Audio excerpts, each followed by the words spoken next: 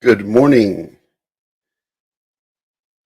Good morning, and welcome to Letter to Philippi Live, our daily broadcast from lettertophilippi.org, where we'll be looking at Paul's letter to Philippians, a continuing daily study, Monday through Friday at 12 p.m. Eastern Time, 12 p.m. Pacific Time, 3 p.m. Eastern Time, 10 p.m. Jerusalem Time.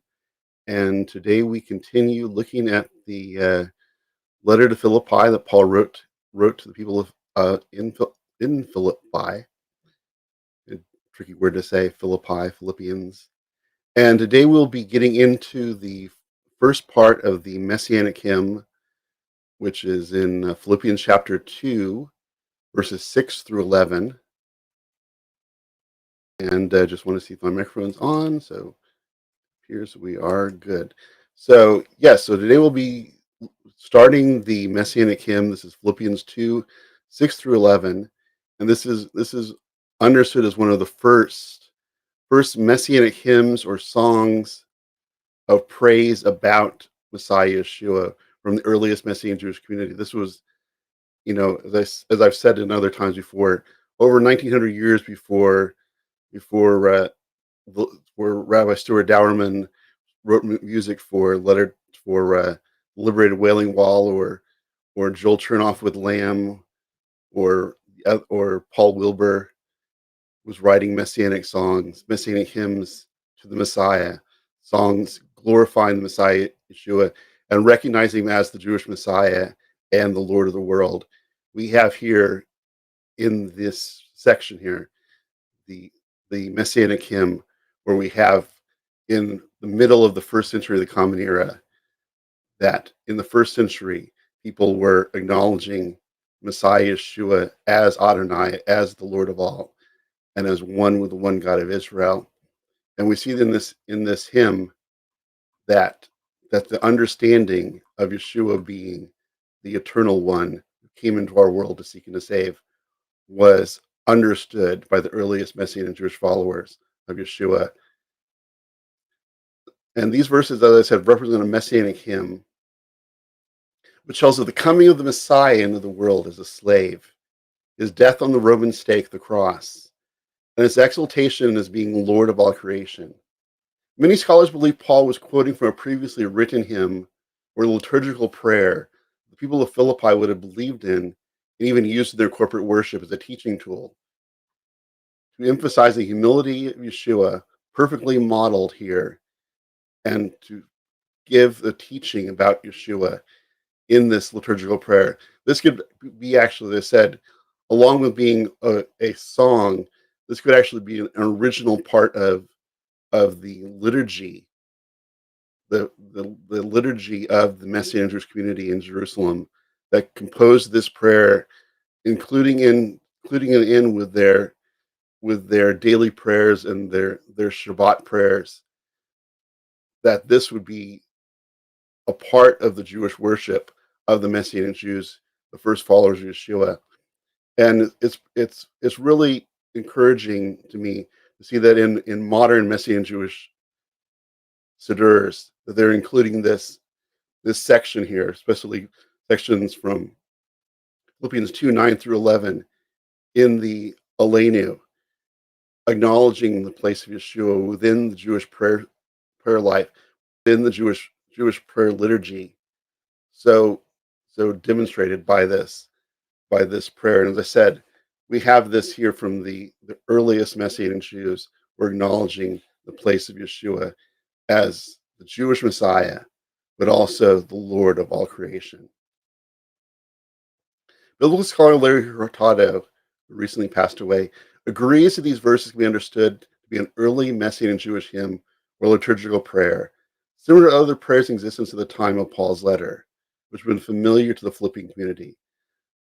So there's understanding that rather than Paul writing this, it's an understanding by scholars that Paul actually took this prayer, this liturgical piece that was already a part of the worship of the Messianic Jewish community, and being passed on now into Greek to the Gentile Yeshua community, was a hymn to the Messiah that was a part of the liturgical worship of the Messianic Jews in Israel, And then here Paul translates it from Aramaic into Greek for the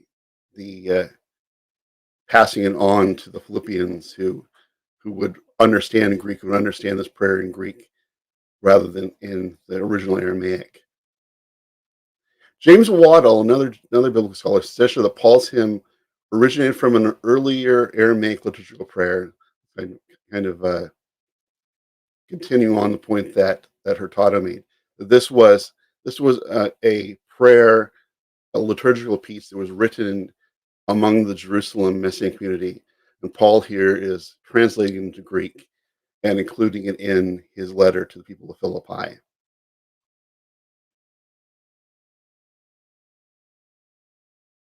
Marcus Bachmal, who was another biblical scholar, and he played a very important role in my work on my commentary.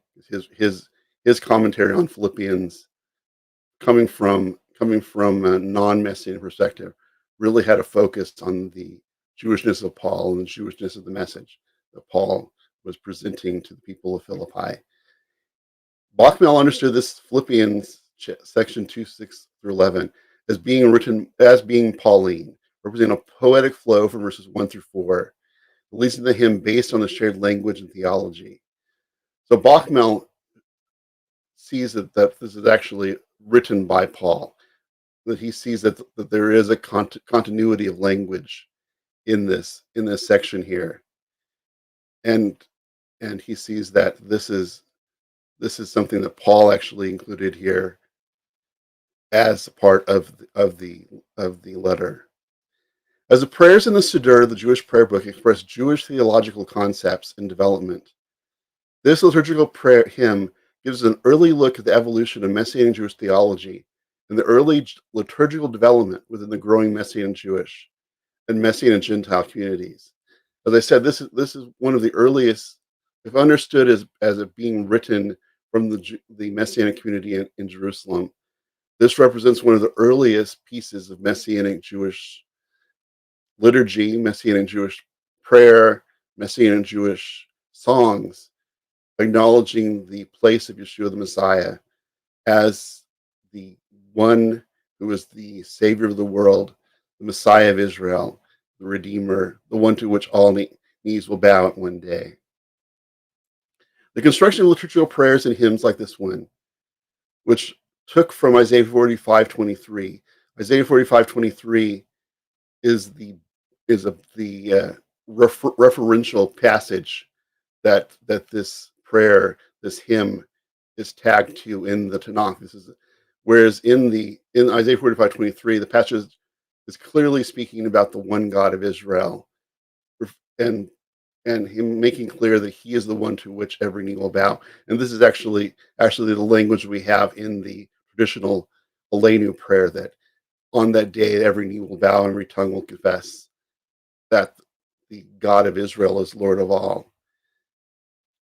In this we see the development and the theological development of the early Messianic Jewish community that understood this one day when all knees will bow to the one God of Israel includes Yeshua the Messiah. He will be the one who will bear the divine name at that final day when all creation, both seen and unseen, will acknowledge the rulership of Yeshua as Lord and King over all.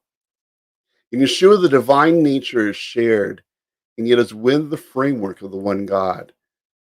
The 2 millennia of theologians would wrestle with the place of Yeshua, as well as the Ruach HaKodesh, the Holy Spirit, within the one God of Israel, expressed in the Shema, the core Jewish prayer of Deuteronomy 6:4. It appears that the earliest Yeshua followers accepted that the God of Israel became a human being in Yeshua. In line with the liturgical use of the Psalms in their worship, the early followers of Yeshua created liturgical songs honoring Yeshua the Messiah as King and Lord.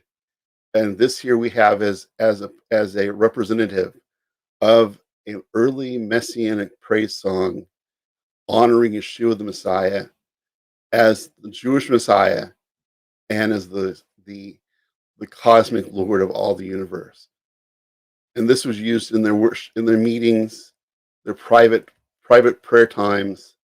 As I said, this was a liturgical piece that could have been incorporated into the corporate worship of the Messianic communities, and even a part of, if there were to be early Messianic Jewish Sidurs, this would be a prayer that would be included in that, along with the traditional liturgy of the people of Israel.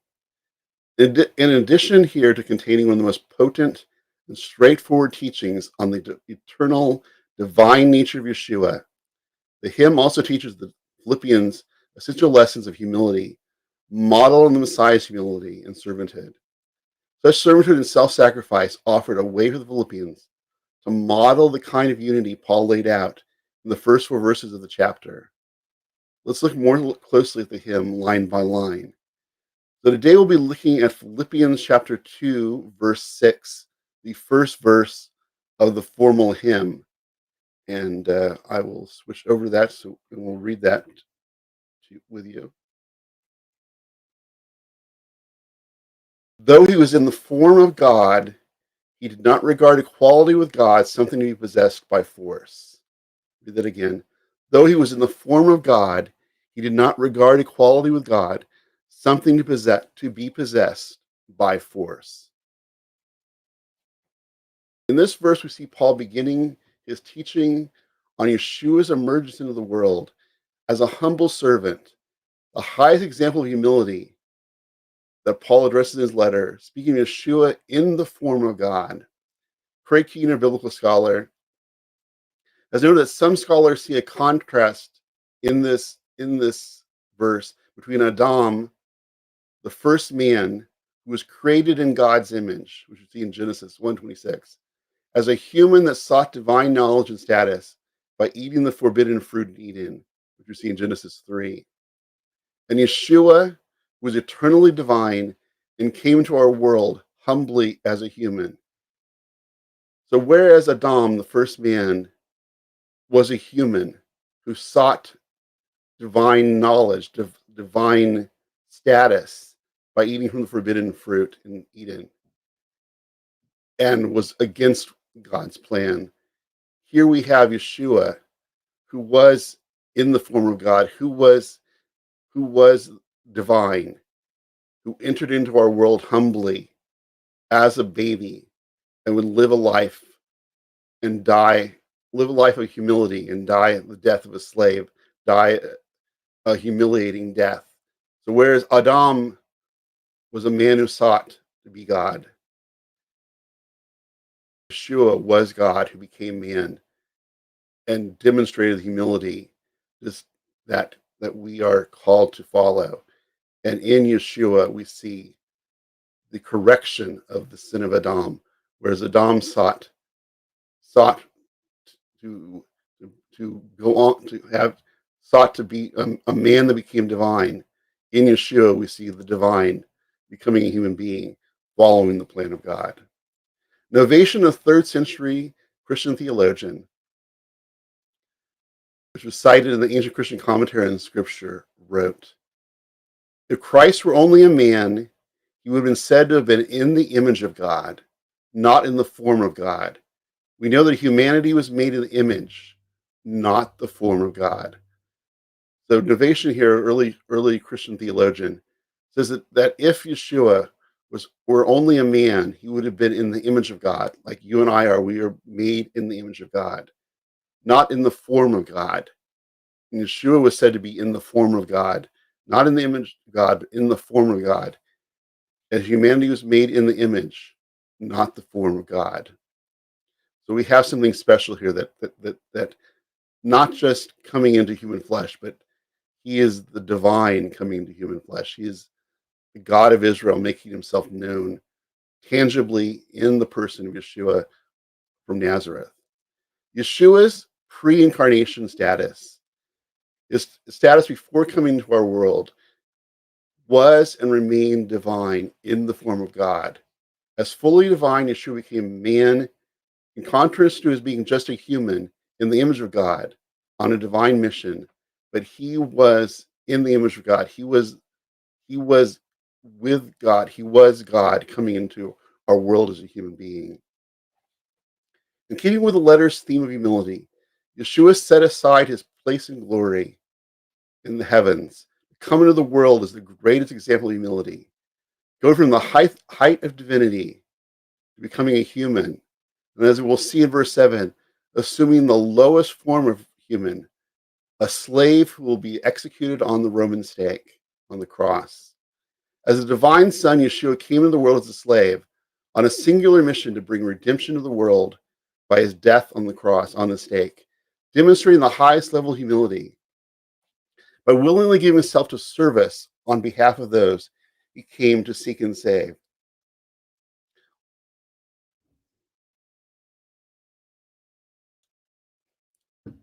Although as Messiah, Yeshua had full rights to all that is divine in his incarnation, he did not seize this power nor possessed it by force, but he willingly died as a man without exploiting his divine nature.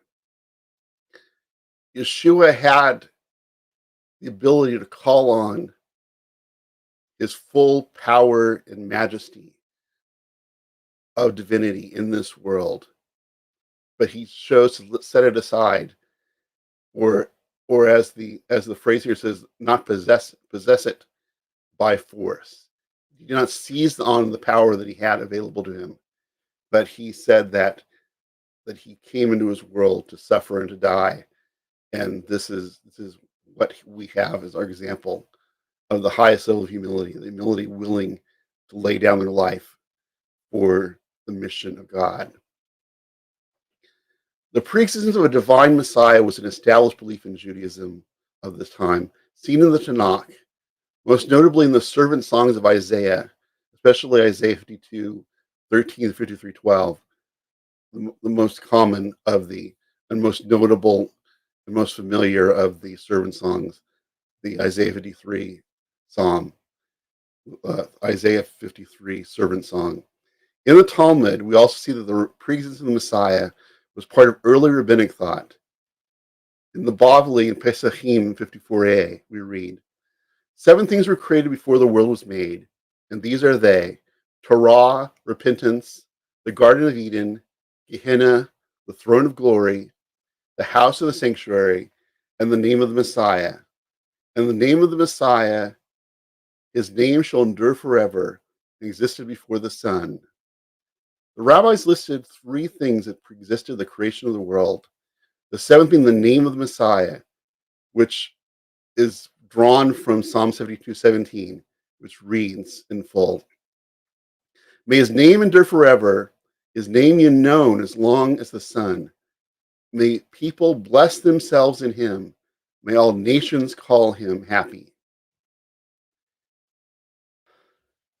In verse 6, Paul speaks plainly and without explanation about the preexistence of Yeshua, in line with established Jewish thought concerning the preexistence of the Messiah.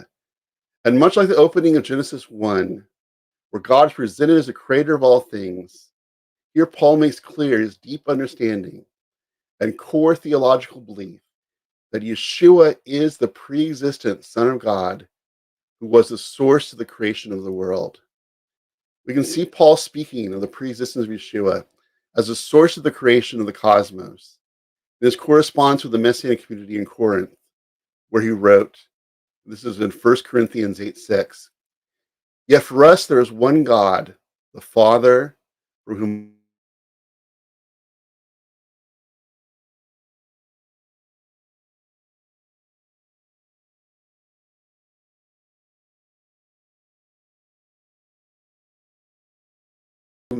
through whom all were created, and through whom we have our being. As we see in the Talmud in Bavli Pesachim 54a, Paul here places Yeshua the Messiah into the creation of the cosmos. The one who entered humbly into our world as part of creation was the one who was the source of all creation. The Jewish traditions related to Enoch demonstrate the belief in a divine messianic figure. It was understood in part of the Jewish understanding and expectations of the Second Temple period, the first century of the Common Era. In 1 Enoch 37 through 71, we see the Hebrew word Mashiach twice in reference to a heavenly transcendent figure.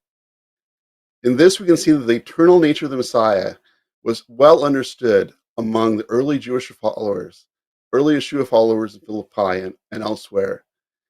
Paul here puts forward what is known as high Christology, an understanding of the eternal divine nature that he bore even before his birth into our world. An early high Christology, which means a high understanding of the place of the Messiah, within the earliest Messianic community is, as Daniel Boyarin, a Jewish scholar who who's written on the New Testament and on the life of Yeshua. He said that this is from his book on the Jewish Jesus. And Boyarin stated, "I submit that it is impossible to understand the gospel only if both Jesus and the Jews around him held to a high Christology, whereby the claim to messiahship was also a claim to being a divine man. Were it not the case, we would be very hard pressed to understand the extremely hostile reaction to Jesus on the part of Jewish leaders who did not accept his claim." And these are powerful words coming from a non-messianic scholar, Dr. Boyarin. But as he put it forward, the understanding of the time of Yeshua was that the Messiah would be a divine man.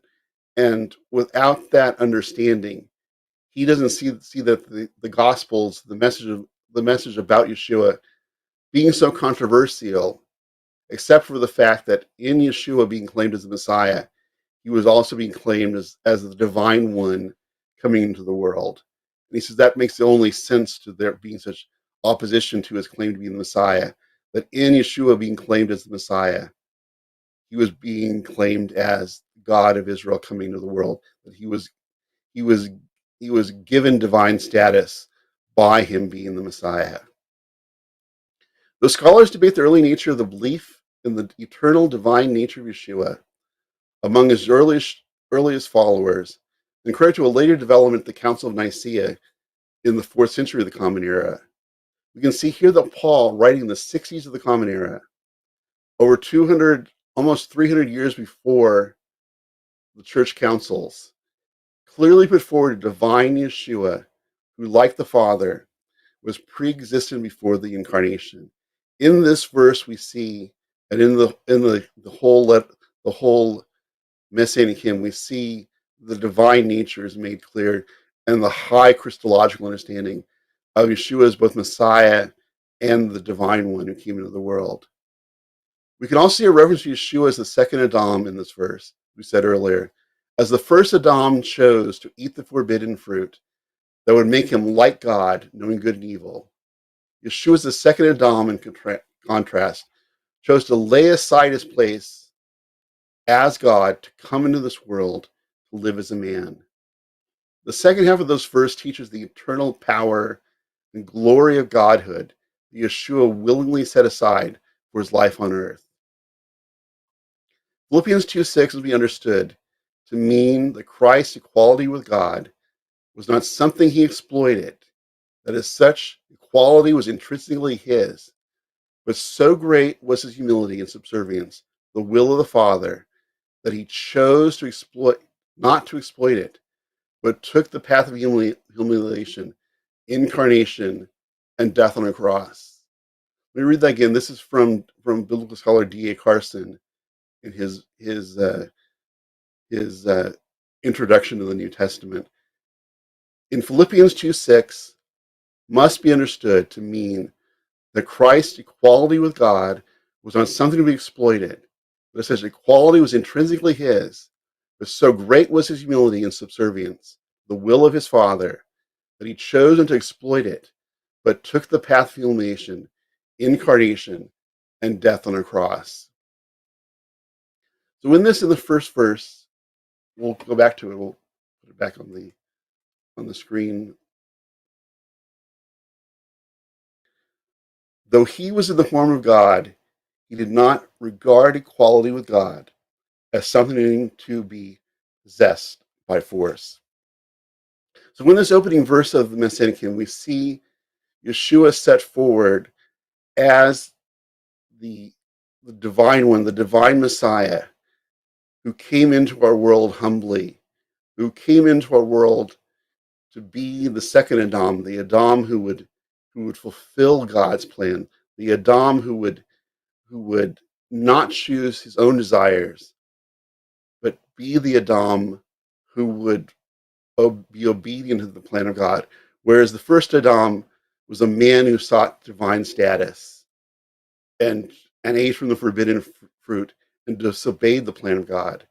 Yeshua is the second Adam, came into our world as the divine Messiah, entering into human flesh, entering into our world, as we will see, as a baby, born in humble settings, and that will be, and it's something that will be celebrated by our Christian brothers and sisters uh, later next month on the 25th of December for the Christmas holiday.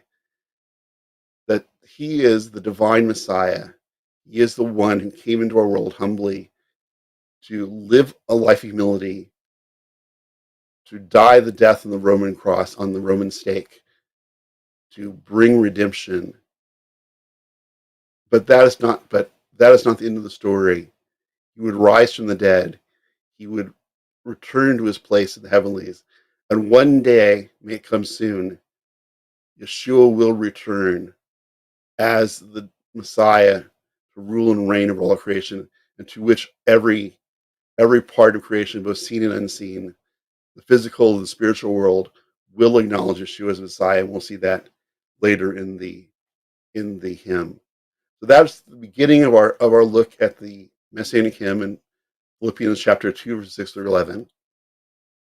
And we'll continue on that tomorrow. We'll look at Philippians chapter 2, verse 7, as we continue our study through the Messianic hymn, as we look at this earliest piece of Jewish liturgy, Messianic Jewish liturgy, acknowledging the divine status and the future glorification of Yeshua, righteous Messiah.